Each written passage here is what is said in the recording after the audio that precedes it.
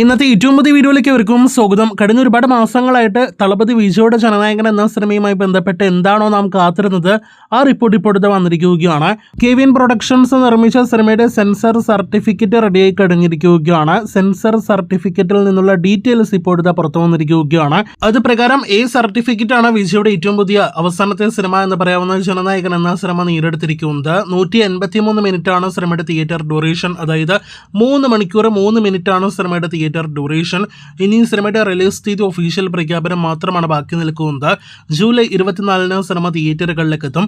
കാത്തിരിക്കാം ജനനായകന്റെ official release തീയതി പ്രഖ്യാപന poster KVN പ്രൊഡക്ഷന്റെ ഭാഗത്ത് നിന്ന് വരുന്നത് കാണുവാനായിട്ട്. ഇന്ന് പുതിയ മലയാളം സിനിമ തിയേറ്ററുകളിലേക്ക് എത്തിയിട്ടുണ്ടല്ലോ. ഐ നോബഡി എന്ന സിനിമയാണത്. പൃഥ്വിരാജ് നായകനായി എത്തിയ നിസാം ബഷീർ സംവിധാനം ചെയ്ത സിനിമ വലിയ പ്രതീക്ഷകളില്ലാതെ വലിയ ഹൈപ്പില്ലാതെയാണ് തിയേറ്ററുകളിലേക്ക് എത്തിയത്. എന്നിട്ടും സിനിമയ്ക്ക് ഒരു ക്ലീൻ പോസിറ്റീവ് അഭിപ്രായം നേടിയെടുക്കാനായിട്ട് ആദ്യ ദിവസം കഴിഞ്ഞില്ല. ഇപ്പോഴത്തെ സിനിമയുടെ ആദ്യ ദിവസത്തെ final Kerala world wide presale collection പുറത്തു വരുമ്പോൾ വൻ ശോകം പ്രീസെയിലാണ് സിനിമയ്ക്ക് വന്നിരിക്കുന്നത്.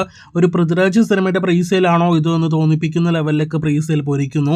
ബിഗ് ബഡ്ജറ്റ് സിനിമയ്ക്ക് ആദ്യ ദിവസം കേരളത്തിൽ 86 ലക്ഷം രൂപ മാത്രമാണ് കേരള പ്രീസെയിൽ. 1 കോടി രൂപ പോലും സിനിമയ്ക്ക് നേടിയെടുക്കാനായിട്ട് കഴിഞ്ഞില്ല. 1 കോടി ഇന്ത്യൻ പ്രീസെയിൽ നേടിയെടുത്ത സിനിമയ്ക്ക് 1 കോടി 18 ലക്ഷം രൂപയാണ് ആദ്യ ദിവസത്തെ വേൾഡ് വൈഡ് പ്രീസെയിൽ.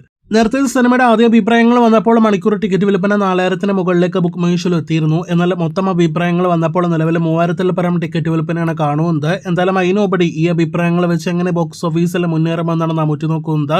കാത്തിരിക്കൂ വാർത്തകൾക്ക്.